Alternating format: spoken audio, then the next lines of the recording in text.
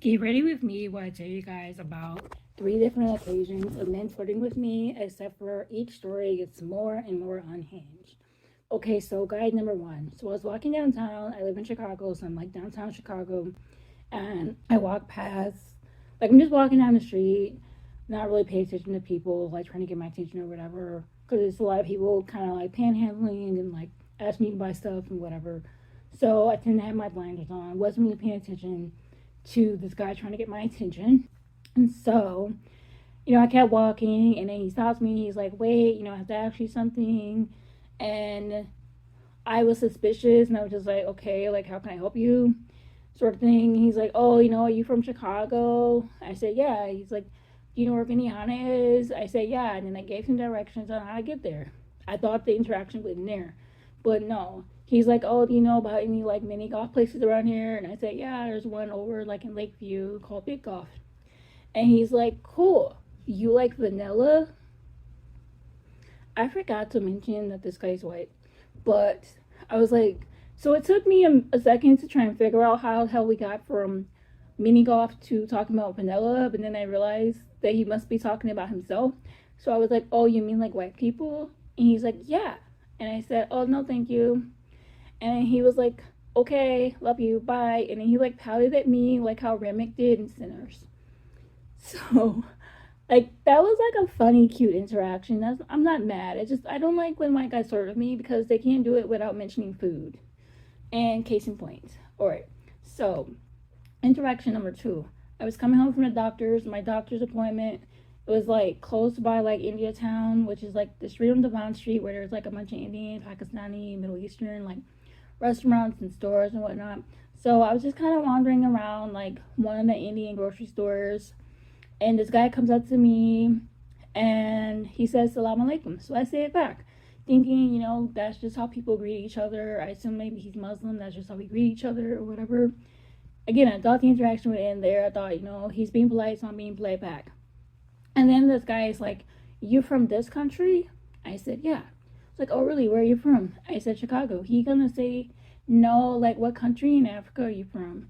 And I was like, I don't know where those white people stole my ancestors from, so I'm from here. And he's like, oh, cool. Can you give me your number?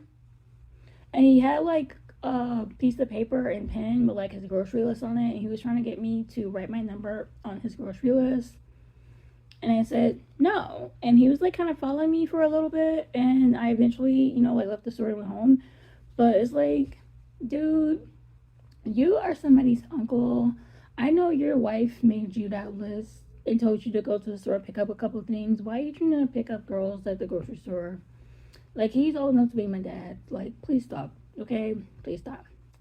Okay, so here's where it gets, more unhinged. So I was walking to the gym and I was wearing, my cute little gym outfit, whatever. And I wore a shirt on top of like my sport bra. And like it was hot outside or whatever.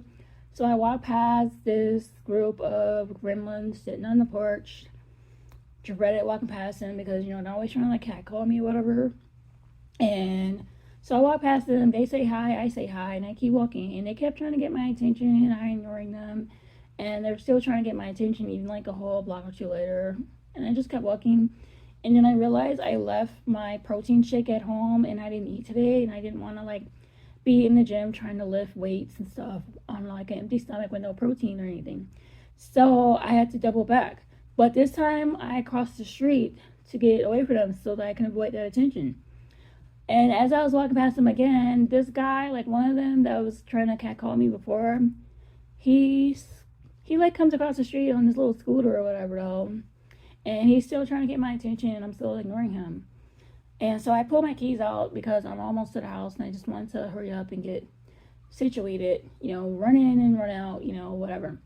There is mace on my keychain and he saw it and he was like, dang, Shorty got the mace? Is it really that serious? Like, yeah, and you lucky I don't have a fucking gun. The hell? And then this fucking idiot walking towards me, he's gonna say, oh, just tell him how much you're selling it for, and I bet he can't afford it, and then he'll go away because he looks broke.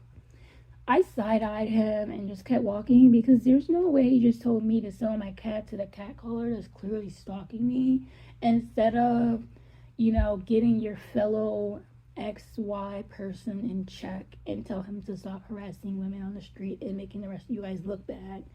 But it's not all men, right? Provider protectors, right?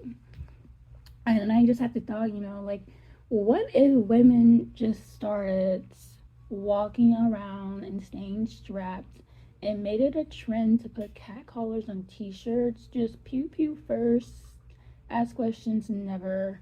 And the city doesn't solve murders, especially unfortunately of black men who suffer gun violence. They would just assume that it's a drug related or a gang related thing gone wrong, and they wouldn't look into it. So for you to be in that type of city that doesn't solve murders on a good day and pulling that shit was real bold of you.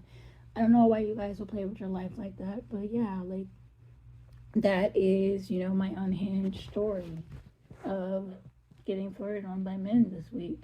I hope you guys are having a good day.